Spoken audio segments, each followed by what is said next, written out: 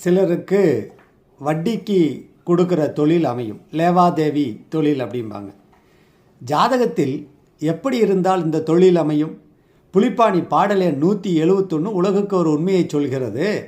வாரே நீ இன்னும் ஒன்று வலுத்த கேளு, வளர்மதியும் நல்லவனாக அமர்ந்திட்டாலும், சீரே நீ சனி அவனை பார்த்திட்டாலும், செழுமையுள்ள சந்திரனார் திசையை கேளு, கூரே நீ குமரனுக்கு பசும்பொன் கிட்டும், குவளையத்தில் கடன் கொடுப்போன் வேந்தனுக்கு பாரே நீ ஆய்மதியும் பூசம் 3 பகருவாய் புலிப்பாணி குடித்திட்டேனே.